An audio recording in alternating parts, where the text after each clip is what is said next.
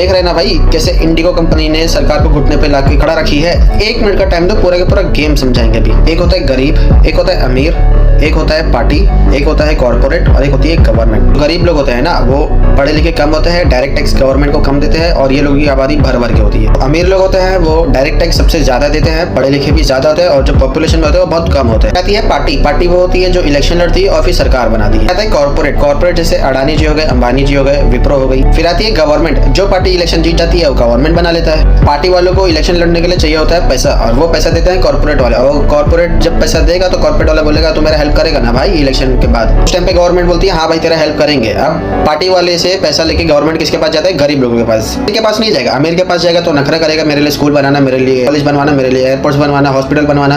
तो इसके लिए गवर्नमेंट जाता है गरीब के पास। गरीब जो है ना रोड मांगता है, ना स्कूल मांगता है, ना कॉलेज मांगता है, ना हॉस्पिटल मांगता है। उसको बस 5 किलो चावल चाहिए, 5-10 किलो चावल चाहिए और अकाउंट में 10,000 रुपया। गरीब के लिए उतना बस हो गया। या तो फिर गरीब को धर्म में जाति के नाम पे लड़वा दो, वो आपस में गरीब वोट दे देगा।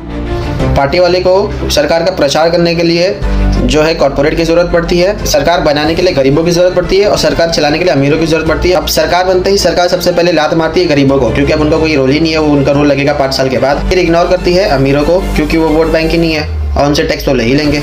फिर आती है कॉर्पोरेट। कॉर्पोरेट बोलती है भाई मैंने ही तेरी हेल्प किया था ना इलेक्शन का टाइम, अब तुम मेरी हेल्प करो। तो फिर गवर्नमेंट बोलती है हाँ भाई बता क्या करना है। फिर जो है कॉर्पोरेट बोलेगा कि मेरे लिए ऐसे ऐसे रूल्स बनाओ कि मार्केट में सिर्फ मेरा ही दबदबा हो और किसी का दबदबा ना हो। जैसे एग्जांपल के तौर पे एयरटेल और जियो को देख लो, इतना दबदबा मार्केट में बनवा लिया गवर्नमेंट से कि भाई BSNL, एयरसेल जितने भी सिम थे सबका सब खत्म हो गए। इन दो के अलावा पूरे मार्केट में ही कोई नहीं है। तो इसका मतलब तो यही होगा power corruption is the absolute power corruption. अब जब मार्केट में पूरा कब्जा हो जाता है तो फिर सरकार सोचती है भाई चलो एक रूल लेके आते हैं, भाई तुम इससे ज्यादा जो है अपने रिचार्ज का अमाउंट जो है नहीं बढ़ाओगे। कॉर्पोरेट वाला बोलता है भाई तू कौन है भाई मुझे बोलने वाला, मैं तो नहीं कम करने वाला, तुम्हें जो करना है कर लो।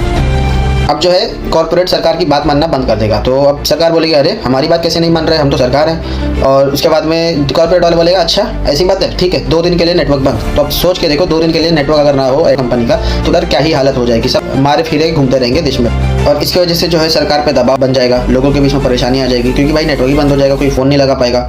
तो जो सरकार पहले खुशी खुशी काम कर रही थी अब वो जो है सरकार को वो काम ज़बरदस्ती करना पड़ेगा और वो कंपनी जो है सरकार को ब्लैकमेल करेगी। तो गरीबों से वोट लेके अमीरों से टैक्स लेके काम कर रही सरकार किसके लिए? कॉर्पोरेट के लिए। तो इसके लिए सोच लो, समझ लो, दैट्स ऑल। जय